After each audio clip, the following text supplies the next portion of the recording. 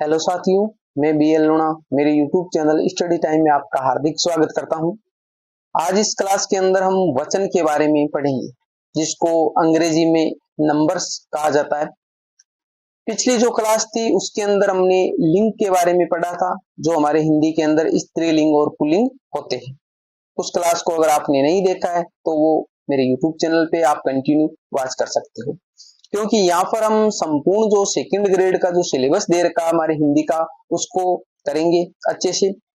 पीछे हमने first grade का कोर्स किया था, उसकी जो सारी वीडियो है वो मेरे टेलीग्राम चैनल, मेरे जो यूट्यूब चैनल है उस चैनल पे कंटिन्यू है। उसकी एक प्लेलिस्ट बनी हुई है और उसकी जो पीडीएफ है वो मेरे टेलीग्राम चैनल पे मैंने डाल दी है, आप जाकर उसको डाउनलोड कर सकते हो। वीडियो पसंद आती है तो इसको लाइक करें। आप लाइक बहुत कम करते हो, जब भी वीडियो देखिए आपको अच्छी लगती है तो आप लाइक करें, प्यारा सा कमेंट करें। किसी भी प्रकार का डाउट कंफ्यूजन होता है तो भी आप मेरे को कमेंट कर सकते हो। चैनल को सब्सक्राइब नहीं किया तो सब्सक्राइब जरूर कर ले, ताकि जब भी मैं कोई नया वीडियो अपलोड करूं तो उसका नोटिफिकेशन आपको मिल सके। बात करते हैं वचन की, यानी वचन क्या है। तो वचन है वो क्या है कि हमारे उससे हमें ये पता चले कि ये एक है या एक से अधिक है। कोई भी जो वस्तु हो, कोई भी चीज हो, उसके हमारे उसकी क्वांटिटी के बारे में पता चले कि वो एक है या एक से अधिक है। तो देखिए, परिभाषा की बात करें, जिससे किसी विकारी शब्द यानी संज्ञा, सर्वनाम, क्रिया और विशेषण, ये जो विकारी शब्द है इसको मैंने अच्छे से समझा दिया, अच्छे से पढ़ा दिया है, वो मेरे चैनल पे आप जाकर उसको वॉच कर सकते हो। कि संख्या का बोध हो वचन कहलाता है, यानी का मतलब उसकी हमें पता चले संख्या का कि भाई एक है या एक से अधिक है, तो वो क्या है, वचन कहलाता है। किसकी, जो संज्ञा, सर्वनाम, क्रिया और विशेषण। वचन का अर्थ ही संख्या होता है, ठीक है। अब वचन की बात करें हम हिंदी में, तो हमारे हिंदी के अंदर है वचन है वो दो प्रकार के होते हैं, एक होता है एक वचन और एक होता है बहुवचन। तो ये साधारण सी बात है, जिसके अंदर एक जो संख्या है वो एक वचन है और एक से जो अधिक है वो बहुवचन है, यानी द्विवचन इसके अंदर नहीं होता है। अब देखिए, एक वचन यानी एक वचन है जिस शब्द से किसी एक संख्या के होने की जानकारी मिलती उसे एक वचन कहते हैं, जैसे राम, श्याम, कुर्सी आदि। तो इससे हमें पता चलता है, जैसे राम तो राम है वो एक है, श्याम है वो एक है, कुर्सी है तो कुर्सी एक है, ठीक है। तो एक के बारे में हमें जानकारी मिले किसी संख्या की, किसी वस्तु की, किसी चीज की, तो वो एक वचन कहलाता है। अब बात करते हैं बहुवचन की। जिस शब्द से किसी एक से अधिक संख्या होने की जानकारी मिलती हो बहुवचन कहलाता है, जैसे किताबें। तो किताब होता तो वो एक थी, किताब है वो क्या है, एक थी। अब किताबें हो गई तो कहने का मतलब एक से ज्यादा है। लड़का होता तो एक था, लड़कों तो कहने का एक से ज्यादा हो गया। तो ये एक वचन और बहुवचन में जो अंतर होता है। अब हम जो वचन है वो किस प्रकार जो परिवर्तित होते हैं उसके जो नियम देख लेते हैं। तो देखिए, वचन परिवर्तन के नियम, यानी किस प्रकार हम जो इसके मात्रा है जो लगाते हैं उसको एक से जो हम अधिक में जो परिवर्तित करते हैं तो वो किस प्रकार किया जाता है।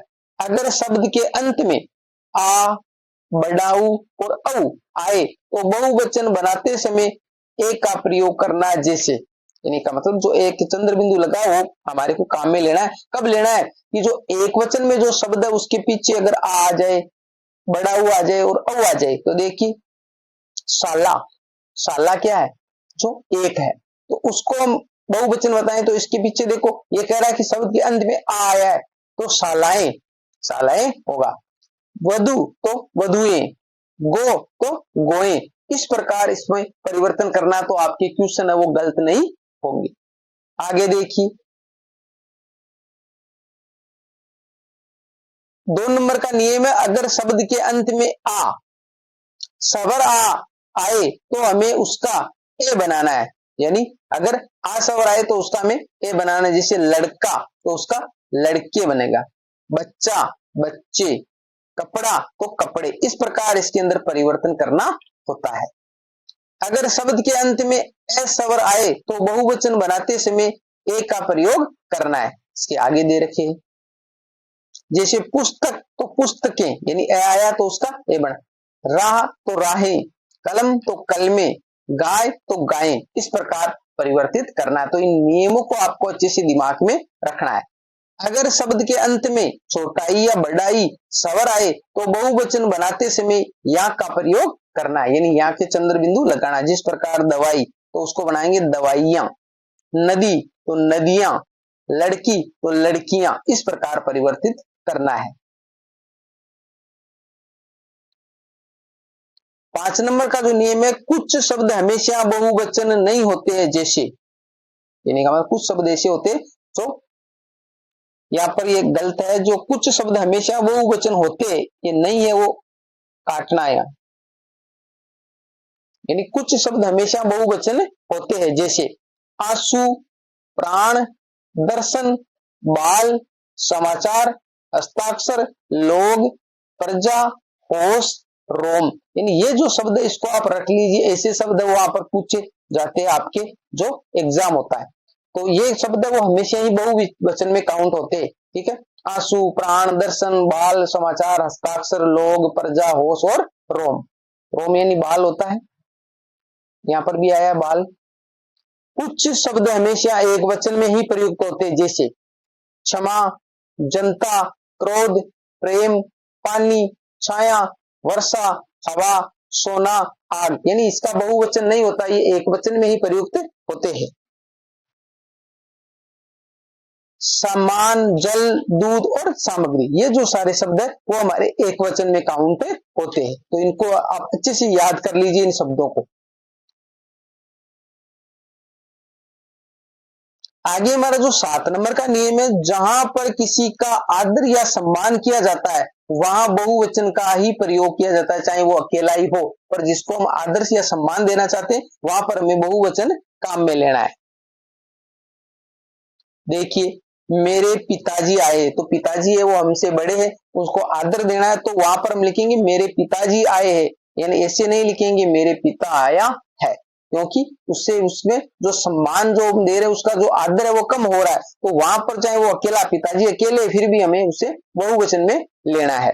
गुरुजी ऐसा कहते हैं, ठीक है, तो यहाँ पर बहुवचन लिया है, ऐसे नहीं कहेंगे गुरुजी ऐसा कहता है, ऐसे नहीं लिखेंगे। प्रधानमंत्री जी आए हैं, समझ में आ गया। तो जो उच्च पद वाले होते हैं, जो हमसे बड़े होते हैं, जिनको हमें आदर देना होता है, वहां पर हम बहुवचन का प्रयोग करेंगे। तो आपके शब्द शुद्धि में भी अच्छी सी काम आएंगे। तो मैंने आपको कई बार बताया कि आप जो सिलेबस में जो टॉपिक दे रहे हैं उसके अलावा भी आप अदर जानकारी, यानी हिंदी है तो हिंदी भाषा का वो आपको पूरा नॉलेज होना चाहिए, चाहे व्याकरण के जो प्रत्येक टॉपिक है, क्योंकि जो टॉपिक है वो एक दूसरे से जुड़े हुए होते, तो इसलिए हमारे को हर टॉपिक के बारे में अच्छी सी जानकारी होना जरूरी है, चाहे वो हमारे सिलेबस में है या नहीं है। अनेक शब्द अपने आप में ही बहुवचन है, इसलिए अनेकों शब्द का प्रयोग गलत माना जाता है। कहने का मतलब जो अनेक शब्द है वो क्या अपने आप में बहुवचन का ही बोध करवा रहा है, तो हम जो अनेकों लिखते हैं ना वो गलत हो जाता है। इसलिए कई बार जो वाक्य होता है तो उसमें हम पहचान नहीं पाते कि इसके अंदर गलत क्या है, क्योंकि हमारे को अनेकों इसे लगता है कि भाई अनेकों तो शब्द होता है, मतलब ये शब्द है वो गलत है, अनेक शब्द ही काम में लेंगे। कुछ एक वचन शब्दों के साथ जन, गण, वर्ग, वृंद, हर, मंडल, परिषद आदि शब्द लगाकर भी बहुवचन बनाए जाते हैं, जैसे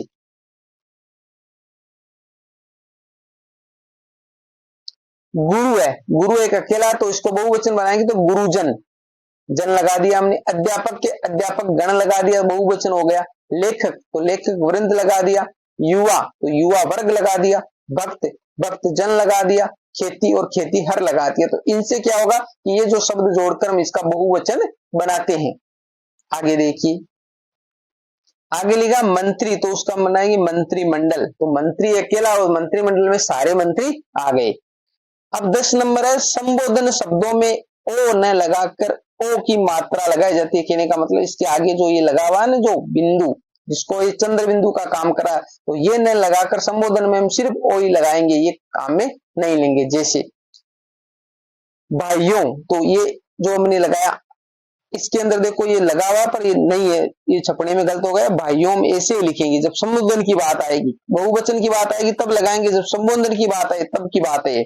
बहनों, मित्रों, बच्चों, साथियों आदि, इन्हें का मतलब जब भी किसी को हम संबोधित करते हैं, जैसे अध्यापिका ने बच्चों से कहा बच्चों घर जाओ, ठीक है, तो ऐसा जो वाक्य है, जैसे अध्यापिका ने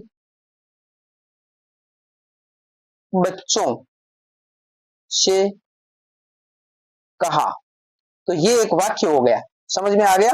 अध्यापिका ने बच्चों से कहा, तो यहां पर बच्चों से कहा यहां पर लगा हुआ है, इसका मतलब ये है कि ये बहुवचन है। तो अध्यापिका ने बच्चों से कहा, अब वो संबोधित कर रही है, बच्चों बच्चों घर जाओ, घर जाओ। तो अब नहीं लगाना है, मतलब जो पहले वाले में लगा और बाद वाले में नहीं लगाना जब वो संबोधित कर रही है। तो अध्यापिका ने बच्चों से कहा, बच्चों घर जाओ। तो समझ गए आप, तो बहुवचन में लगाना है, पर जब संबोधन की बात है तो हमारे को ये नहीं लगाना है। सिर्फ इस प्रकार का ओ है वो हमें क्या कब लगाना है, जब बहुवचन हो, और जब संबोधन किया जाए तो इस प्रकार का ओ काम में लेना है। एक बार मैं इरेज कर लेता हूं इसको। आगे हमारा जो 11 नंबर है वो है विदेशी शब्दों के हिंदी में बहुवचन हिंदी व्याकरण के हिसाब से ही बनाए जाते हैं। जैसे स्कूल, तो स्कूलें यानी स्कूल्स नहीं बनाएंगे, क्योंकि जो हम इंग्लिश में हम स्कूल्स लिखते हैं इस प्रकार, तो उसका बहुवचन बनाते हैं तो उसके एस लगाते थे, तो ये स्कूल्स नहीं बनाएंगे। समझ में आ गया, यानी हिंदी शब्द है वो इंग्लिश का है, पर इसको हम हिंदी में जब काम में लेते हैं तो हिंदी के हिसाब से इसका बहुवचन है, तो स्कूल का स्कूलें बनाएंगे। कागज का कागजों बनाएंगे, कागजात नहीं बनाएंगे। समझ में आ गया। तो जो विदेशी भाषा के शब्द अगर हमने हिंदी में काम में लिए तो उसको हिंदी के हिसाब से उसका बहुवचन बनाएंगे, न कि बहुवचन जो है कुछ अलग भाषा के हिसाब से हम बनाएंगे, ऐसा हमें नहीं करना है। तो ये कुछ जो हमारे हिंदी के अंदर जो वचन एक वचन और बहुवचन थे उसके जो नियम परिवर्तन करने के थे, जो मैंने आपको अच्छे से समझा दिए, अच्छे से आपको समझ में भी आया होगा। अब जो कॉन्सेप्ट आपकी क्लियर हो गई, इसको आप गाइड में जाकर ज्यादा से ज्यादा उदाहरण देखिए तो आपको अच्छे से ये और क्लियर हो जाएगा। फिर भी किसी प्रकार का डाउट आपको रहता है तो आप मेरे को कमेंट कर सकते हो। चैनल को सब्सक्राइब नहीं किया तो सब्सक्राइब कर लीजिए। वीडियो पसंद आई है तो इसको लाइक कीजिए, ज्यादा से ज्यादा अपने दोस्तों के साथ में भी शेयर कीजिए, जो फायदा आपको मिले अपने दोस्तों को भी मिल सके। मिलते हैं अगली वीडियो में, तब तक के लिए जय भीम जय भारत।